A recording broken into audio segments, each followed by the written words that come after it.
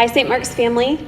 I am so glad to greet you, though I continue to grieve that I'm greeting you this way. I miss seeing your faces and hearing your voices. I'm here in our sanctuary, sitting in front of our new altar, our restored altar, since the fire that we're so happy to have back. It came today.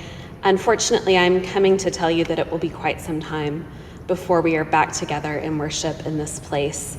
Some of you have probably seen the recommendations from the governor and from CDC and other sources that are calling for no gatherings of 50 or more people, or 10 or more people in some cases, for at least the next 8 weeks. Friends, so we are going to be in this for the long haul, doing worship in new ways and connecting with each other in new ways, and we're going to keep looking for ways to do that. I want to invite you in this season in the life of our church and in our country and the world to be kind to yourselves and each other.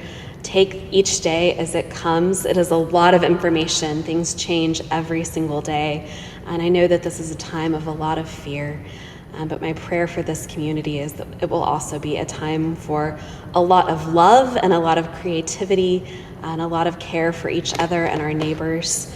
While we are sad to be making this decision and sad to be losing the gathering time that we value so much, we always want to make our decisions here at St. Mark's not based on, say, our average community member, but on our most vulnerable. And what we know we need to do right now for our most vulnerable people is to stay home and to stay separate from each other and give this virus no place to spread and to continue to spread. And so I hope that you're doing that. I hope that you have what you need at home. If there is something you need you don't have, there are tons of members of this community at the ready to help you. I know on Sunday when we signed in for worship, I heard from so many folks who were willing to help.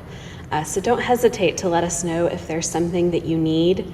We are not right now assigning a particular end date to this form of worship, to our online-only format. We hope it will be on the short end of that timeline, but we are going to follow what we are advised to do by others and to continue to do what we believe is best for the most vulnerable in our community. That is a value we have long had at St. Mark's and will continue to have it even in this difficult season. I hope you'll find ways to engage with us online, either through worship or through morning and evening prayer. We meet for morning and evening prayer on Zoom. It's an app that you can download or you can call into it. That information was provided in our last newsletter, is also in this one. It's on our website and on social media. So I hope you'll join us for one of those calls or for Sunday morning worship. And we'll also be looking for ways this week to help you connect to small groups and other things. In the meantime, check on each other, be in prayer for our city, especially in prayer for our folks who work in healthcare. This newsletter has a list of our members who work in healthcare. I hope you'll pray for each of them by name each day, and certainly the other folks in your life that you know in the medical field. If you have names to add to that list, please send them to me so we can keep that list updated. It'll be a live updating list.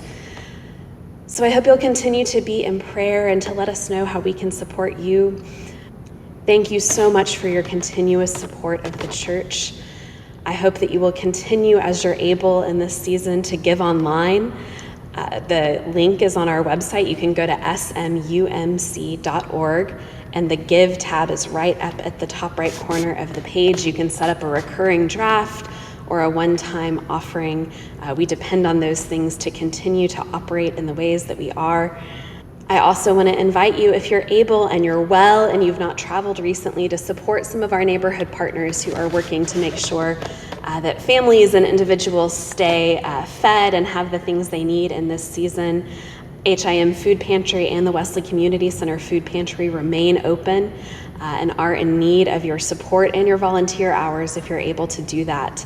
FAM Houston is also trying to help their refugee friends by providing farm shares, and so information about that is available on FAM's social media. We'll link it to ours as well. There's all kinds of things we can do in this season to continue to be of service and to grow together in God's love. I am praying for you each day, multiple times, that you are well, that you're healthy, that your family is healthy, and that you are getting through this in the best ways that you can. I can't wait to see you. I can't wait for the reunion that we'll have. I know that this timeline means that we won't be together for Holy Week and Easter. And while that breaks my heart, we will still celebrate the empty tomb on April 12th. We will give thanks to a God of new life in some way. And then when we come back together, we will have a joyful celebration. Friends, my prayer today is that your homes and your hearts are full of the peace and love of Christ. Be well, and I will see you soon.